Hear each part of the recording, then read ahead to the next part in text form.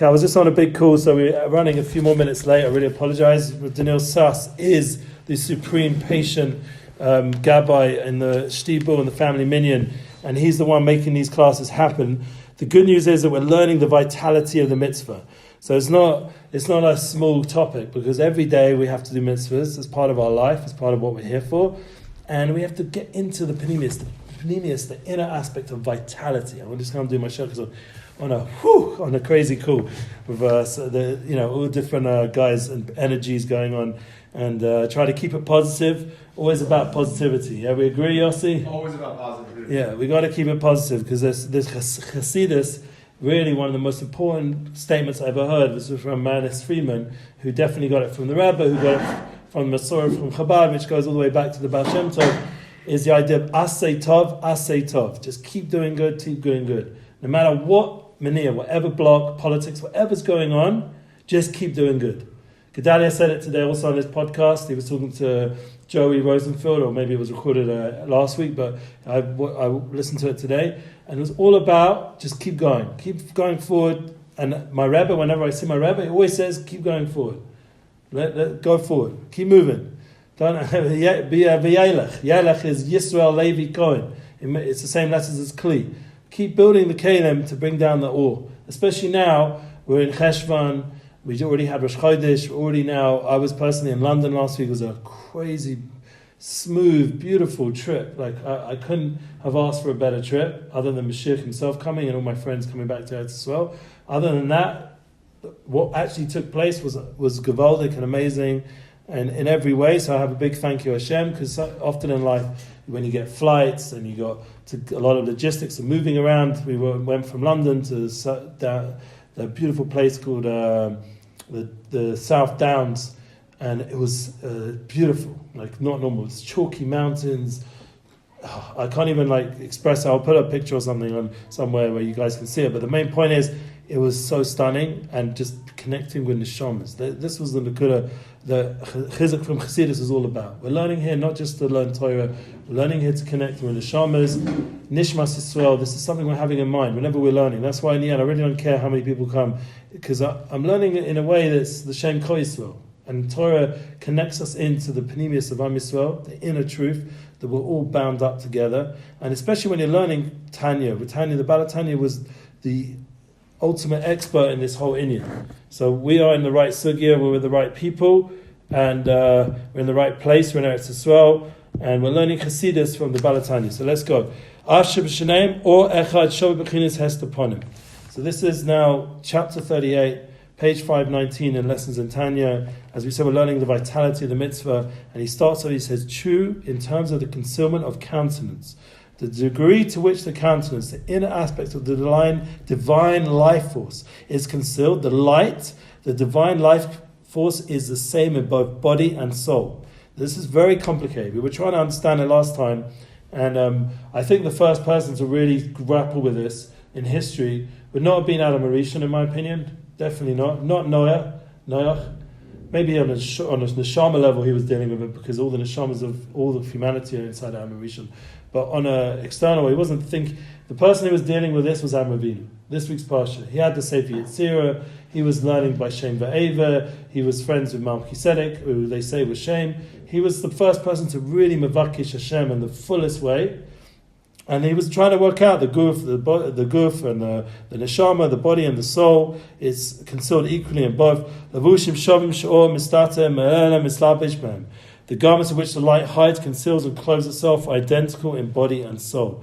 Kishnem heim ma'olam hazeh. For both body and soul are of this world, where throughout the world and all its creatures, the light and life force issuing from the breath of Hashem's mouth are equally concealed. So we have this concept of, remember, Helem is hidden. Yeah, Helem is world, Olam. The guf is a clothing.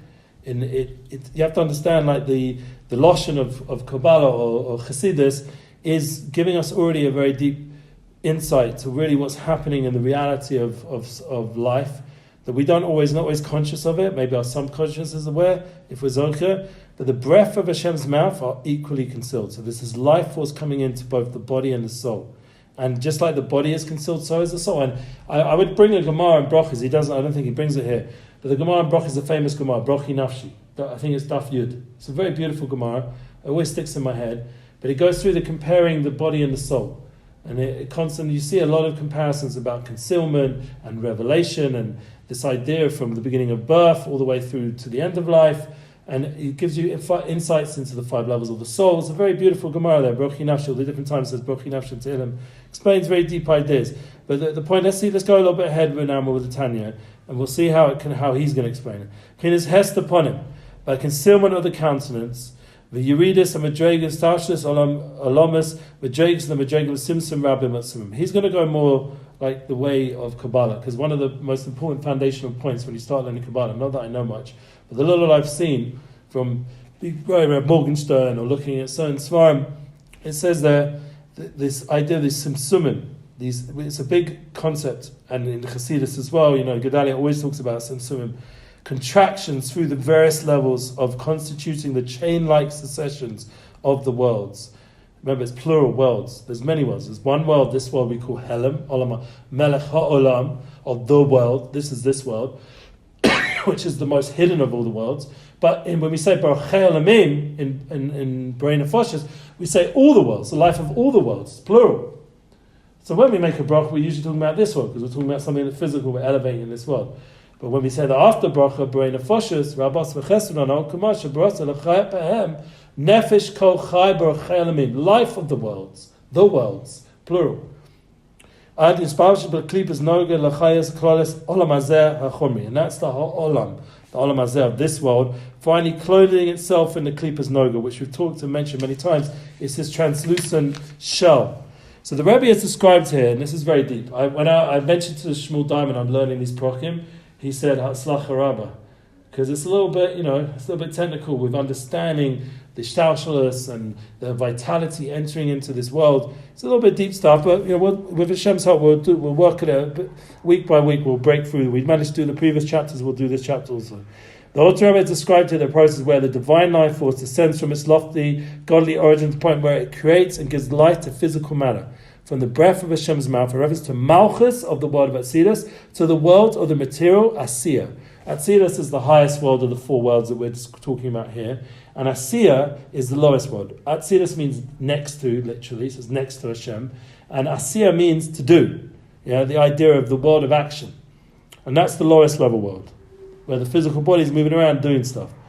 Descent from level to level, numerous Simsumim, powerful Simsumim, clothing itself in Klippas Noga. Descent from level to level to reach down to level Asiya. This life force must descend from the highest world to Bria, which is the world of creation, and then through to Yetzirah, which is the world of formation, and then finally to Asiya, which is the world of action. These are these 4 worlds, these numerous Asumim. And remember, in each world, there's 10 spheres. So for the Malchus of Atzilus has to go through the Chochmah of Bria, and it goes all the way down through the 10 spheres of those worlds, and then the 10 through that. And within each sphere, there's another 10. And then there's numerous chains. Infinite. Huh? The 10s are infinite? Yeah, I mean, look, we know in coding and computer, the whole AI, everything's built off this code, which is 1 and 0, 1 and 0. So really, this concept of the 10 is really the Salam Alakim of Adam, and it has in it the power to create this whole technological world that we're in. I was wondering, did anyone notice when it said I in this week's Parsha, AI? Anyone think about that? Someone pulled it out in a podcast, I just listened. Tyler, yes, he's I actually worked with him a little bit in the music world, but he mentioned it. AI is in the Parsha, I. They went past I with Avinu, and also it's brought up later on in Tanakh. But the idea, we see that not everything that's technologically going on, when it says L'reshet, again and again in Devarim, so my Chiddush is, it means the internet. It doesn't just mean to inherit the land, it means to inherit the internet. That's what Am Yisrael are going to do. We're going to elevate the internet also, that whole reality that's being created. We're not just going to elevate the Eretz Yisrael. We have to update the language of what we're dealing with. We're dealing with a whole AI, AR, VR, a whole world that's coming. We have to figure out how to elevate it all. Yeah, the AI, the automated intelligence. AR is augmented reality, and VR is virtual reality. I think that was all correct definitions. Artificial. Thank you. I don't know why I said that. Artificial. We have someone to help me. So the idea, we're elevating all those different aspects of human creation, of technology, But it's all in the Torah, because nothing exists that doesn't come through the Torah, because the Torah is how Hashem created the world. So too with the Simsumim, all the light goes back to these higher worlds. And then those higher worlds, everything's very pure and close to Hashem and connected to Panemius of what Adam is built on, these 10 spheres, which is the 10 we mentioned before, this idea, these 10 ways, emanations that Hashem created everything. It goes through that, through the worlds, into this world. It's very deep. It's a little bit of mind expansion over here today. And through many descents, in summary, the powerful Sumim, the godly force, clothes itself with klippos noga, and thereby gives life to all the creatures of the world. That's why we said, when we say Borei Nefesh, it's a Chai Olamim. We're recognizing that Hashem's giving the life to all the worlds. So when we make a Borei Nefesh, we're learning Chassidus in a way. We're not just learning it, we're revealing Chassidus in our drink that we just had, or our food that we just ate. That's why it's so important to do it, because it's bringing alive the truth of the reality that we're in. So he says over here, just we're going to look at Shmuel Diamond's summary here, because we're going to need a bit of help. Prayer without kavanah is like a body without a soul. That was what we were talking about last time. Everything exists, including the inanimate, has a life force that without it would cease to exist. This is what we're learning now. There's no comparison between the life force that causes the body to exist and the life force contained within the nefesh of all living creatures. They are similar and they both channel their life force via klippos noga. They differ in how much life force they receive. We know the neshama gets more than the body. We know that. Although the hestapon, the concealment, is same for all permissible things, klippos noga, the simsum, differs. The differing intensities of simsum can be broadly divided into inanimate objects. That's like stones, tables, chairs, metal. Vegetables, we eat vegetation. That's a big part of our diet. Animals, Baruch Hashem, when I was in England, barbecue we had, with ribeye, steak. I'm not really such a meat guy, but it was geschmack. We had a guy come, it was all kosher, it was amazing. Were you cognizant of the fact that inside of this meat that you were eating used to be a living animal, a soul, and you had, as a human, the ability to potentially uplift it based on the source of power that... Very good. I hopefully did have that in mind. And not only that, one, I made a bracha for everyone, and I made a bracha afterwards. They asked me to bless the food, it was nice. And we cashed it, made sure everything was kosher. There was a whole operation going on. But the other point was, when I went to the gym today, I went up a whole level on all the weights. And I feel like the meat that I had over Tishrei and the ends giving me an extra boost in protein that I was lacking maybe, because there was I'm around much more Americans than I used to be, and I'm eating by them, and there's a lot more meat that I'm used to having in my own home. And I feel like it's giving me a boost. Maybe also the continued exercise, whatever it is, or maybe the little break I had, I feel like it just gave my body a boost. I was able to go up on every weight a little bit. So that's also productive, because then you're improving your physical condition, which is part of how we're going to elevate the body, is through being in a more refined, functional, effective shape, so that we don't get, God forbid, sick or all these other things that take away our avodas Hashem. As Maggid said, and it was his Eina Kul's Yotzai, originally yesterday, the Maggid said that every hole in the body is a huge body in the soul, even bigger body in the soul. So we really have to take care of the body. And he was someone who suffered with the body, so he really understood that at the deepest level. These 4 levels are grouped into 2, the non-movers and the movers. Who are the movers? Inanimate and vegetable are not movers. Animal, human are the movers. Just like there can be no comparison between the amount of light contained within compared to the amount of light contained within. So the first 1 and 2, there's much lesser light. In a stone, in a vegetable. When you go to an animal, like a cow, I'll put up the picture of the cow. This beautiful cow. I went up to it, it was sitting there, very chilled out. Everyone was walking past it doing pictures, a whole bunch of other cows. I went up to the cow and I said, let's do a selfie. And my friend was videoing. I'm not going to share because it's very funny, and he wouldn't want to have his face in it anyway. But I said, let's do a selfie. And Sonny the cow saw me coming close to its head, and he got up and started chasing us. We're running down this hill, this cow. And so it moves. It's got energy. It's got more vitality. Human is obviously the least constricted. It's constricted, because it has speech and everything else. So mitzvahs, and then there's Yisrael, which has mitzvahs. So speech-related mitzvah without kavanah compared to the amount of light contained with the physical and spiritual related with kavanah. Remember, bringing kavanah intention into it now brings an even more higher level of vitality. That's what Yossi was getting at with the intentional eating, the mindful eating. Having all those intentions brings an even more level revelation of vitality. It brings, because we're constantly going up and down, like Yaakov with the ladder, going up and down, all this energy going up and down. And so when we have more intention, it sort of opens up more channels for the vitality to come down. Kavana, we're going to talk about it. This is coming. I'm learning. Go on. Well, the Kutelach in the morning is what I'm for. Yeah. So, Rabbi speaking about this idea, the importance of food that you eat and the ability to bring in this vitality, and what he calls removing filthy garments that we end up accumulating on us. Maybe we'd also refer to it as klipas. Yeah. And a way to get those klipas off is by clarity of eating, particularly at least what he's talking about regarding bread. Right. Bread that it has a whole process until it's refined, and so. Right. But the point is, the eating aspect is deeply significant. Deeply. In terms of this was a big idea, and if I understood this correctly, raising souls. Yes. He doesn't. Understand. You eating your meat theoretically. It's good. He doesn't. Tanya doesn't. As far as I remember, I don't remember him talking too much about reincarnation and the idea of souls being in the food. But if you learn other svarim, like Rabbi Nachman for sure talks about, because he was very busy with elevating souls. But there's also other svarim that explain a bit more like simply, because Rabbi Nachman's like the highest. Is Shomer Munim, Taras HaKodesh, Taras HaShulchan, all the svarim of Aaron Roth, and he'll talk about how, for example, you can be megalgo into a chicken. So now if you're in the chicken, why? Because you didn't use your eyes properly. So now you have to look at these eggs.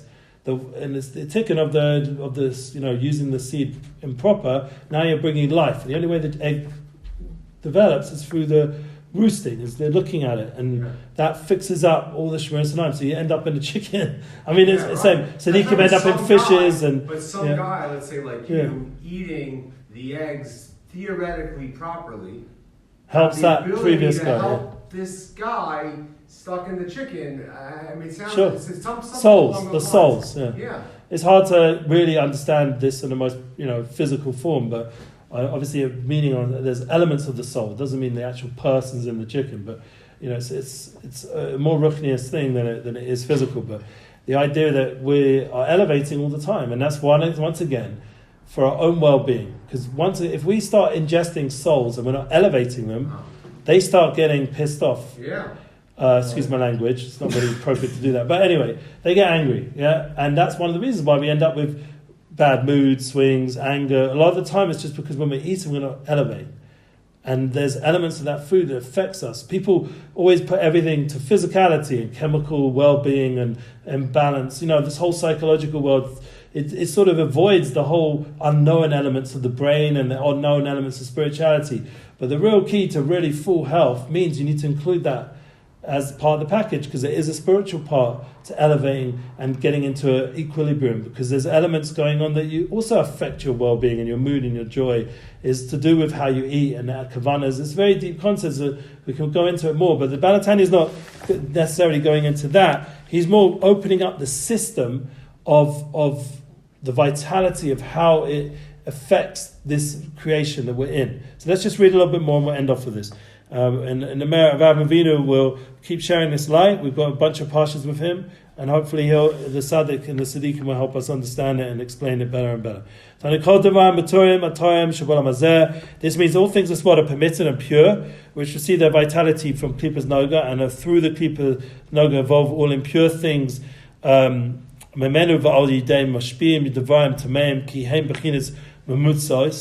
Yeah, they're just the intermediary level. Yeah, so the idea that if they evolve all impure from derive their vitality from the three impure klipot, because they also get their vitality. Where do they get it from? The trefa stuff. They get it from the three levels of klipot we learned about. The impure ones, the three impure klipot, they get their vitality over there. And so there's this intermediary level which is called klipa noga. That's the in-between level, the translucent shell. And like you said, we need to keep away those klipas, the impure ones, and we need to elevate this place of klipas noga, because this is ready for us to elevate.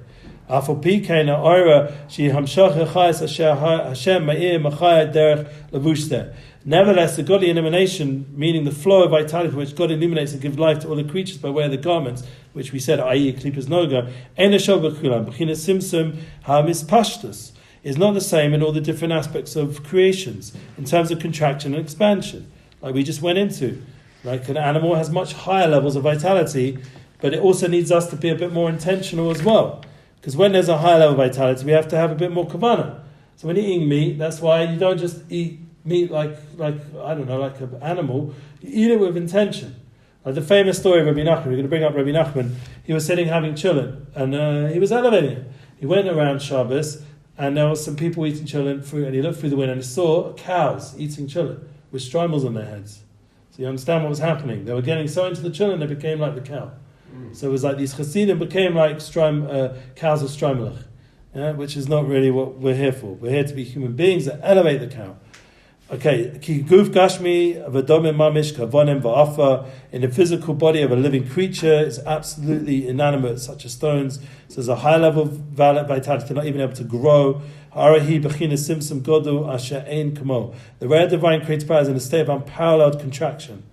So that's one of the powerful experiences. I don't know if you've been to mountains, but it's such an awesome sight, the beauty of it. But it's also very grounding. Very grounding. You feel very grounded by this presence of tremendous physicality. It's like that's part of the reason why people get scared, climbing a mountain, because you're in a place that's tremendously physical. Because it's so lacking that vitality that plants or animals or human beings even more have. So it's amazing, it's awesome, but it's also very grounding in its finality and its intensity of physicality of it. It has a tremendous unparalleled level of contraction. That they lack even a power of growth. And in vegetation, the ray is not so greatly contracted. Yeah, why? Because it can grow. This is what we're learning before in the summary. And interestingly, even the Daled aspects, these four aspects of inanimate, vegetation, animal, and man, all these four things, mineral, vegetable, animal, man, they also connect into the Daled Oses of the Shem Havaya.